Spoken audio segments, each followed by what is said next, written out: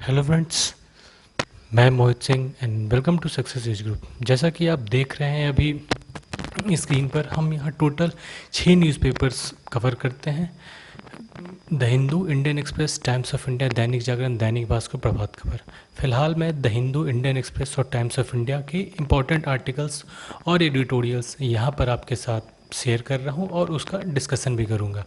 बाकी दैनिक जागरण, दैनिक भास्कर, प्रभात खबर और बाकी ये तीनों न्यूज़पेपर्स भी, द हिंदू, इंडियन एक्सप्रेस और times of India, in 6 newspapers के आपको जो भी इम्पोर्टेंट आर्टिकल्स और ये सब जो भी हैं, आपको वो हार्ड कॉपी आपको मेरे फेसबुक पेज से मिल जाएगा। और मैं अपने फेसबुक पेज का डिस्क्रिप्शन अपने डिस्क्रिप्शन बॉक्स में दे दूंगा, तो वहाँ से आप जा कर के मेरा पेज ज्वाइन कर सकते हैं और वहाँ इन सभी जो भी मैं न्यूज़ अभी कवर कर रहा हूँ या फिर जो भी न्यूज़ आज के इन तीनों हिंदी के न्यूज़ में है, पेपर में है, वो सारे कवर हो जाएंगे उसमें। तो आप बेशक वहाँ पे जा कर के वो हार्ड कॉपी आप डाउनलोड कर सकते हैं। तो हम न्यूज़ की तरफ बढ़ते हैं। आज का पहला न्यूज़ है हमारा, Bengal to form Covid warrior club with recovered patients. हाँ, यहाँ पर वेस्ट बंगाल गवर्नमेंट जो है, ममता बनर्जी जी की जो सरकार है, उन्होंने कोविड वॉरियर क्लब को बनाने को लेकर के बात कही है। इसमें मेनली वैसे लोग शामिल होंगे जो क्योर हो चुके हैं, मतलब एक बार उनको कोरोना हुआ और वो क्योर हो गए, वैसे लोगों का ग्रुप बनेगा और जो कि कोविड वॉरियर क्लब कहलाएगा। ये बहरामपुर विलेज जो कि वेस्ट बंगाल में है, वहाँ से शुरू किया जाएगा। उसमें वहाँ पे लगभग 60 वॉल्टियर्स हैं। हाँ, एक बात और, यहाँ पे ये वॉलंटरी सर्विस होगा, ऐसा नहीं है, मैंडेटरी नहीं है, सबको करना ही है ऐसा कोई ज़रूरत नहीं है, ये वॉलंटरी सर्विस होगा। और volunteers who work with frontline workers and doctors will also get remuneration. हाँ, जैसा कि आप देख रहे हैं यहाँ पे, जो वॉलंटियर्स फ्रंटलाइन वर्कर्स के साथ, डॉक्टर्स के साथ हॉस्पिटल्स वगैरह में अगर काम करेंगे तो उन्हें प्रॉपर रेम्यूनरेशन, मतलब फूड, शेल्टर, सारी स्टाइपेंड, सारी फैसिलिटीज़ उन्हें मिलेंगी। और जैसा कि हम जानते हैं, 1 जुलाई को नेशनल डॉक्टर्स डे मनाया जाता है। खासकर किनकी याद में मनाया जाता है, तो ये बिधन चंद्र रॉय, ये वेस्ट बंगाल से ही बिलोंग करते थे। तो उस दिन आपको वेस्ट बंगाल में हॉलीडे भी डिक्लेयर किया गया है। तो हम अगली न्यूज़ पे बढ़ते हैं। App ban won't impact your Chinese phones for now. तो दोस्तों, फील फ्री, आपका जो फ़ोन है वो बैन नहीं होने जा रहा है, क्योंकि no doubt most of the phones यहाँ पे, near about 81% of the cell phone market यहाँ पे जो है वो चाइनीज़ फ़ोन से ही है। चाहे एमआई हो गया, जियोमी हो गया, वीवो हो गया, रियलमी हो गया, ये सारे जो भी आपको जनरली सेट्स दिखते हैं वो सारे चाइनीज़ ही हैं। तो उस पर कोई इम्पैक्ट नहीं पड़ेगा। जो ये आपको ये एप्लीकेशंस बैन हुए हैं, उनका इम्पैक्ट ये मोबाइल फ़ोन्स पे फ़िलहाल नहीं पड़ेगा।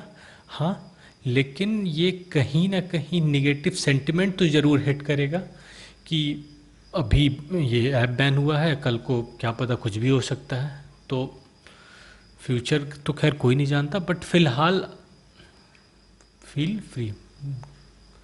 अब हम अपनी अगली आर्टिकल में बढ़ते हैं। डू इट लाइक वियतनाम वे। यहाँ पे ये बताया गया है कि किस तरीके से वियतनाम, जो कि बहुत छोटी सी कंट्री है, वहाँ आपको पॉपुलेशन भी उसका बहुत कम है, नियर अबाउट 97 मिलियन पॉपुलेशन ही है वहाँ की। और उस कंट्री ने कैसे कोरोना से लड़ाई भी की, जीते भी, और कहीं ना कहीं अपने कंट्री के इकोनॉमिक हेल्थ को बिना कंप्रोमाइज़ किए उन्होंने किया। वहाँ पर कोई भी इकोनॉमिक क्राइसिस जैसा कुछ भी नहीं दिख रहा, वो बहुत प्रॉपर वे में चल रहे हैं। इवन आपको जो एंटी चाइना सेंटिमेंट्स पूरे वर्ल्ड में फैले, उसमें जो भी ये आपको प्राइवेट फर्म्स जो छोड़ करके चाइना जा रहे थे, नियर अबाउट 56 के अराउंड में थे, उसमें से 26 सिर्फ और सिर्फ वियतनाम में गए हैं और इंडिया में मात्र 3 कंपनीज आई हैं। तो ये सोच लीजिए, इंडिया के लिए बहुत चिंता की बात है और वियतनाम के लिए बहुत अच्छी खबर है। तो वियतनाम की तरफ ही वो लोग क्यों गए? कहीं ना कहीं वियतनाम में जो वर्किंग इन्वायरमेंट है वो बहुत बेहतर है। इंफ्रास्ट्रक्चर डेवलपमेंट उन्होंने हाल के दिनों में बहुत बेहतर तरीके से किया और वहाँ ईज़ ऑफ डूइंग बिजनेस बहुत ही अच्छे से काम कर रहा है। और अभी लास्ट मंथ ही उन्होंने आपको ये free trade agreement European union के साथ साइन किया। इवन उनका जो 26 to 18 में लॉजिस्टिकल इंडेक्स जो होता है वो उनका उसमें रैंकिंग उनकी 39th है, जो कि वर्ल्ड बैंक के द्वारा निकाला जाता है। और सबसे बड़ी बात इनके साथ ये है कि ये चाइना पर इनकी डिपेंडेंस बहुत ज़्यादा है। ऐसा कहा जाता है कि अगर चाइना छींकता है तो कहीं ना कहीं जुकाम इनको भी होगा। फिर भी ये कभी भी पीछे नहीं हटते हैं चाइना को काउंटर करने में, अपने कंट्री के इंटरेस्ट को ये प्रायोरिटी देते हैं और उसकी में ये किसी भी तरीके के कॉम्प्रोमाइज़ नहीं करते हैं। चलिए तो हम अगले आर्टिकल में बढ़ते हैं। Indramani Pandey appointed permanent representative to UN. हाँ, इंद्रमणि पांडे जो कि 1990 बैच की आईएफएस ऑफिसर हैं, उन्हें परमानेंट रिप्रेजेंटेटिव यूएन का बनाया गया। वो वहाँ पर आपको जिनेवा में जो भी WHO है, चाहे UNHRC है, इन सभी में इंडिया की हेड वही होंगी।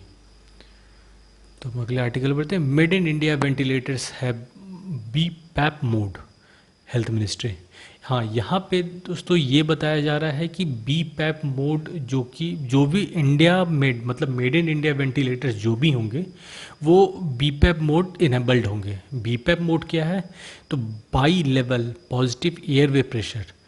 इसमें क्या है, ये बेसिकली ऐसा डिवाइस है जो ब्रीदिंग में हेल्प करता है विदाउट इंट्यूबेशन, बिना इंट्यूबेशन के ये ब्रीदिंग में हेल्प करता है। और इंडियन वेंटिलेटर्स के 2 टाइप भी यहाँ पर बताए गए हैं, एक है बेल BEL बेल और दूसरा एगवा AGVA।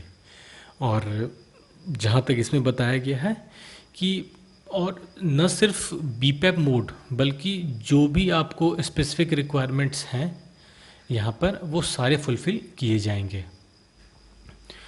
तो अब हम अगली न्यूज़ पे बढ़ते हैं। Nagaland declare disturb area for another 6 months। जैसा कि आप देख रहे हैं न्यूज़ में, डिस्टर्ब्ड एरिया कहने का मतलब है कि आसपा जो है AFSPA आसपा, ये नागालैंड में 6 months के लिए बढ़ा दिया गया है। ये पहले से ऑलरेडी इन फोर्स है, ये 6 months के लिए बढ़ा दिया गया है। लगभग नागालैंड में 62 ईयर्स, लास्ट 62 ईयर्स से आपको आसपा लगा हुआ है। और बेसिकली यहाँ पे article 371A(1)(b of the constitution of India इसका यूज़ करते हुए गवर्नर जो है उन्होंने इस एक्ट को, जो आसफा एक्ट है 1968 का, उसे फिर से इम्पोज किया है। हाल ही में हमने ऐसा देखा था, यहाँ पर आपको नागा जो ग्रुप्स थे उनके साथ पीस टॉक भी हुई थी, सब कुछ सेटल भी हुआ था। फिर भी अभी फ़िलहाल कुछ दिनों के लिए 6 month के लिए आपको ये आसफा जो है वो बढ़ाया गया है।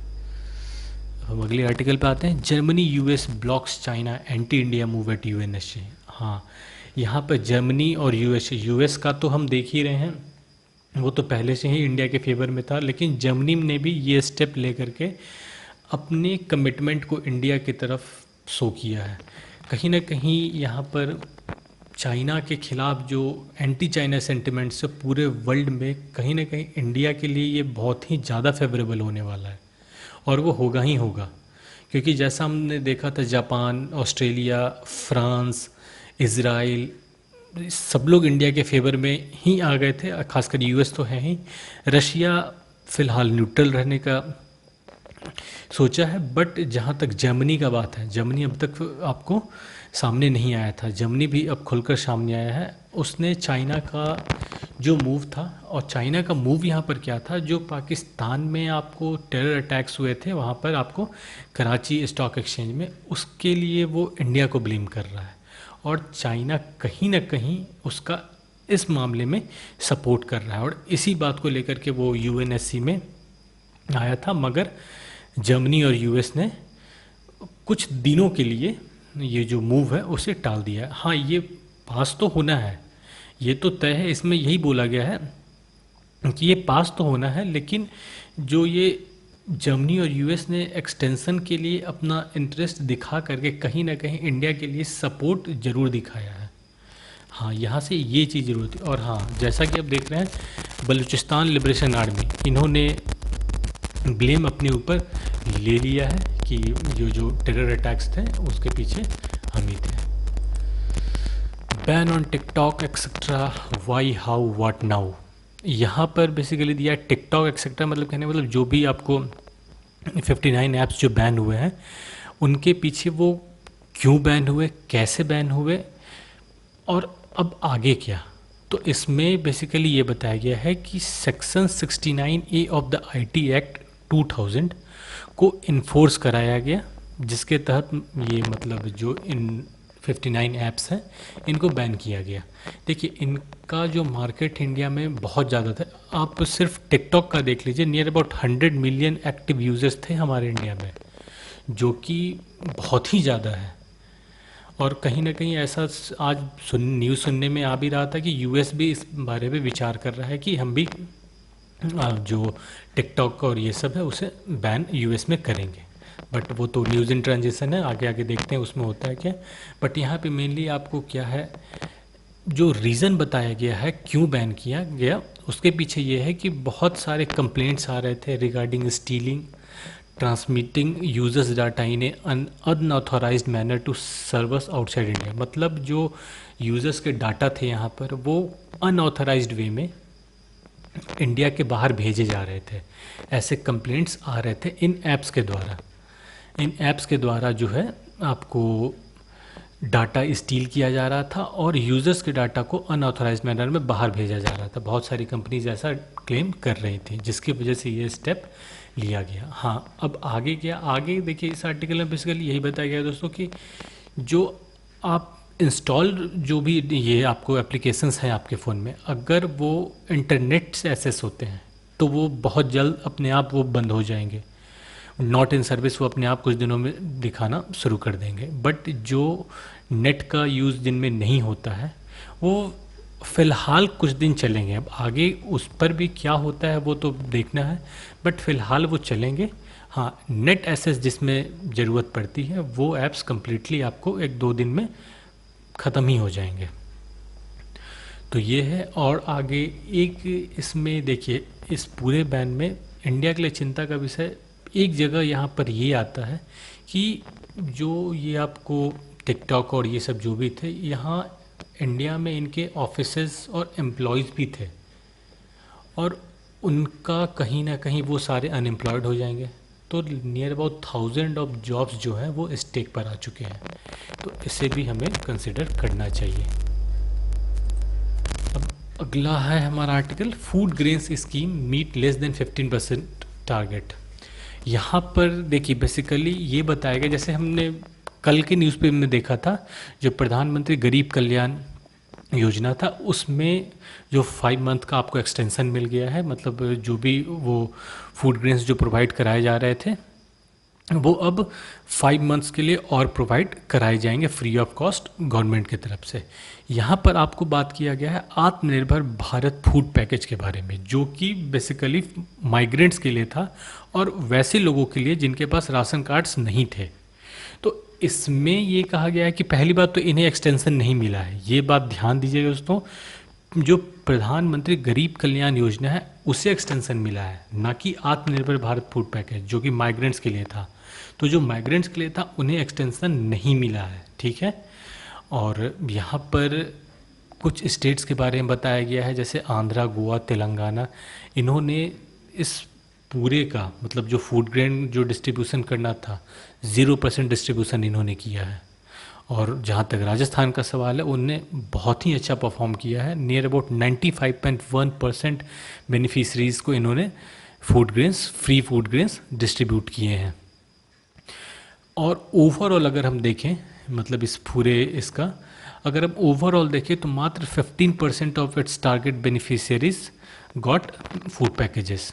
मात्र 15% ऑफ द जो बेनिफिशियरीज हैं उन्हीं तक खाना पहुंच पाया है। तो ये कहीं ना कहीं ये जो आपको आत्मनिर्भर भारत फूड पैकेज का जो एजेंडा था वो फुलफिल नहीं हो पाया दोस्तों। तो चलिए अब हम अपने अगले आर्टिकल में बढ़ते हैं। Kerala village deploys robot nurses for patient care. अब इस कोरोना काल में खासकर इंटरनेट से रिलेटेड बहुत सारे रिफॉर्म्स आए हैं और कहीं ना कहीं ई वर्ल्ड की तरफ हम बढ़ रहे हैं, और उसी का एक नमूना आपके सामने है। आपको केरला की एक विलेज है जिसका नाम आपको रवि पेरूर है। वहाँ पर जो पेशेंट्स की देखभाल के लिए आपको आशा नाम के रोबोट, दो रोबोट्स हैं जो कि आपको मतलब पेशेंट का देखभाल सब कुछ करेंगे, उनका नाम आशा रखा गया है। वैसे आशा जो आप आशा देखते हैं, ASHA workers, accredited social health activist, उन्हीं के नाम पे आशा वर्कर्स इनका नाम रखा गया है। यहाँ एक का कॉस्ट नियर अबाउट 90,000 के आसपास पड़ेगा। तो अब हम अगली न्यूज़ पे पढ़ते हैं दोस्तों। हाँ, डिप्लोमेसी आफ्टर गालवा, ये बहुत ही इम्पॉर्टेंट न्यूज़ है दोस्तों और बहुत ही अच्छा है। ये ज़रूर से ज़रूर आप इस आर्टिकल को अपने पास सेव करके रख लीजिएगा, ये आपको फ्यूचर में बहुत काम देगा। आपको अगर जो इंडिया चाइना का एंगल है और इस पूरे वॉर का इम्पैक्ट क्या आगे होगा, या तो फिर क्या इसके कुछ बैक में क्या क्या चल रहे हैं, ये सारा कुछ आपको इस आर्टिकल में लगभग बताया है। इसमें बेसिकली ये बताया है कि इंडिया, देखिए जैसा कि ये कड़वा सच है कहीं ना कहीं, इंडिया चाइना के आगे फ़िलहाल कहीं खड़ा नहीं होता है। बट हाँ, इंडिया अपने फॉरेन पार्टनर्स के साथ जैसे ऑस्ट्रेलिया, जापान, यूएस, इनके साथ मिल करके कहीं ना कहीं चाइना को बहुत ही हेवी ब्लो दे सकता है और बिल्कुल बराबरी की लड़ाई हो जाएगी अगर वो इनका सपोर्ट करते हैं। देखिए चाइना का जो इकोनॉमी है ये बहुत वास्ट है, इसके इन्वेस्टमेंट्स बहुत सारे कंट्रीज़ में हैं। तो कोई भी कंट्री इंडिया और चाइना के कन्फ्लिक्ट में नहीं पड़ना चाहता, और इंडिया भी अपना जो डिप्लोमेसी का स्टेक है वो दाव पर नहीं लगाना चाहता है कि अगर हम किसी को बोलें कि ठीक है आप हमारे साथ आ जाइए और उसने मना कर दिया, वो मना क्यों करेगा, क्योंकि चाइना के इन्वेस्टमेंट्स है उसके कंट्री में, तो वो मना कर देता है, तो फिर वो इंडिया के लिए एक सेटबैक हो जाएगा। तो अपना वो जो एक कहते हैं ना कि अपना मुंह बेफिजूल में क्यों ख़राब करना, तो इंडिया बस वही यहाँ पे नहीं करना चाह रहा है। हाँ, और इसमें ये बताया गया है कि जैसे रशिया के बारे में भी बोला गया है कि बीजिंग ने कहीं ना कहीं रशिया को भी ऐसा बोला था कि आप इंडिया को आर्म्स सप्लाई नहीं करेंगे, बट फिर भी रशिया ने स्टेप आगे लेकर के प्रॉमिस किया है कि वो टाइम से पहले आर्म्स सप्लाई करेंगे। तो ये कहीं ना कहीं बहुत ही अच्छी खबर है दोस्तों इंडिया के लिए। आप अगर शुरू से देखें, यूएस, रशिया जो है वो आपको न्यूट्रल रहने वाला है, और ये स्टेप लेकर के उसने कहीं ना कहीं इंडिया के साथ अपना जो एजेंडा था वो प्रॉपरली सेट कर लिया। यूएस एक्टिवली पार्टिसिपेट कर रहा है, उसने अपने वॉरशिप्स भी भेज दिए हैं यहाँ पे, तो यूएस एक्टिवली पार्टिसिपेट कर रहा है यहाँ। फ्रांस ने आपको राफेल भेज दिए, तो उसने भी अपना वो साइड बता दिया कि वो किस साइड है। इजराइल फुल सपोर्ट में इंडिया के, चाहे सिंस इंडिपेंडेंस इजराइल इकलौता ऐसा कंट्री है जो कभी भी इंडिया का साथ नहीं छोड़ा है, तो इजराइल भी साथ में है। फिर आपको जो पूरा यूरोप है लगभग, आपको जर्मनी का भी अभी हम एक न्यूज़ देखे हैं कि जर्मनी भी अब इंडिया के फेवर में आ गया, तो लगभग इधर आपको ऑस्ट्रेलिया, जापान, साउथ कोरिया, इधर आपको जो ये वियतनाम, इंडोनेशिया, ये सारे कंट्रीज़ कहीं ना कहीं इंडिया के फेवर में हैं, और ये सामने भी आ रहे हैं कि हम नहीं इंडिया का सपोर्ट कर रहे हैं। हाँ, जहाँ तक अफ्रीकन कंट्रीज़ का सवाल है और कुछ साउथ अमेरिकन कंट्रीज़ का सवाल है, तो वो क्लियरली नहीं आएंगे क्योंकि चाइना के इन्वेस्टमेंट उनके यहाँ बहुत ज़्यादा है, तो वो क्लियरली किसी एक साइड का पक्ष नहीं लेंगे। ऐसा नहीं है कि वो चाइना के साथ भी जा रहे हैं, हाँ वो चाइना के साथ भी नहीं जा रहे हैं, इंडिया के साथ भी नहीं आ रहे हैं, वो न्यूट्रल रहने का सोचें।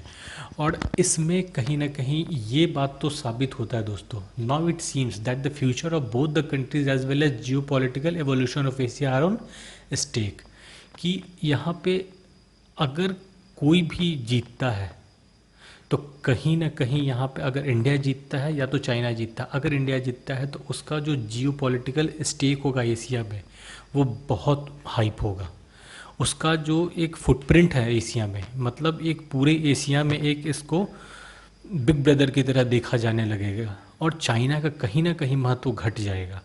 हाँ, अगर चाइना अगर जीतता है तो फिर इंडिया के लिए वो बहुत ही बुरा होगा दोस्तों, क्योंकि ऑलरेडी हमारा इकॉनमी और हमारे जो भी आपको आउटब्रेक को अब तक हम सही से हैंडल नहीं कर पाए हैं, तो कहीं ना कहीं हमारा इकॉनमी वैसे ही बहुत बुरे दौर से गुजर रहा है। और यहाँ पे अगर सेटबैक लगता है तो इंडिया के लिए वो बहुत ख़राब होगा, क्योंकि इसका जो पूरे वर्ल्ड में एक स्टेक है वो बहुत बुरी तरीके से हैम्पर होगा। और चाइना का जो है वो पहले से भी बहुत ज़्यादा ऊपर हो जाएगा, और फिर वो कहीं ना कहीं इंडिया को पूरे तरीके से दबा देगा। तो यहाँ पे दोस्तों ये कहना गलत नहीं होगा कि किसी भी साइड के लिए पीछे होना अभी फ़िलहाल पॉसिबल तो नहीं दिख रहा है। कोई बीच का रास्ता निकलता अलग बात है, लेकिन कोई कॉम्प्रोमाइज़ करके पीछे हट जाए ऐसा तो नहीं होने वाला है, क्योंकि कहीं ना कहीं दोनों कंट्री का अब जा कर के प्राइड स्टेक पर आ गया, क्योंकि पूरा वर्ल्ड कहीं ना कहीं इन्वॉल्व हो चुका है इस पूरे इसमें आपको डिस्प्यूट में। आपको इंडिया के साइड कौन आ रहा है, वो सारे कंट्रीज़ इंडिया की तरफ आ गए, इवन जापान, ऑस्ट्रेलिया और आपको जर्मनी, फ्रांस, फिर आपको ये यूएस, इन सब ने तो फुल हैंडेडली इंडिया के सपोर्ट में बात भी कह डाली है। तो कहीं ना कहीं इस चीज़ को देखना बहुत ज़रूरी है दोस्तों। तो आज के लिए बस इतना ही दोस्तों। Thanks for watching my video. और हाँ, एक बात मैं आपसे कहना चाहता हूँ कि अगर कोई भी आपकी तरफ से सजेशन है तो please feel free to suggest me, क्योंकि अभी मैं इस पूरे इसमें नया ही हूँ। मैं चाह रहा हूँ कितना ज़्यादा से ज़्यादा आपकी हेल्प कर सकूँ। इस पूरे वीडियोज़ वगैरह को आप देख रहे हैं, इसमें मैं अच्छे खासे न्यूज़पेपर्स वगैरह कवर कर रहा हूँ, तो जितना ज़्यादा से ज़्यादा हो सके मैं आपके हेल्प करना चाह रहा हूँ। बट आपसे एक गुजारिश है दोस्तों, आप हमारे चैनल को सब्सक्राइब ज़रूर कर लें, क्योंकि जब भी मैं अगर कोई दूसरा वीडियो डालता हूँ तो वो आपको पता चल जाए कि वो वीडियो आ चुका है। वैसे तो मैं करंट अफेयर रोज़ कवर कर रहा हूँ, लेकिन फिर जैसा अगर आप बोलेंगे तो मैं किसी एक पर्टिकुलर टॉपिक पर भी आपको अलग से वीडियो, कम से कम समय में मैं कोशिश करूँगा उसको निपटाने का, तो एक अलग से वीडियो भी मैं आपको लेकर के आऊँगा। जैसे इंडिया चाइना डिस्प्यूट है, कोरोना के बारे में, इन्वायरमेंटल इम्पैक्ट असेसमेंट है, इन सब के ऊपर भी मैं अलग से वीडियो बनाऊँगा। तो फिर ठीक है दोस्तों, फिर मैं आपसे विदा लेना चाहता हूँ। ओके, गुड नाइट दोस्तों। Thank you, thanks a lot.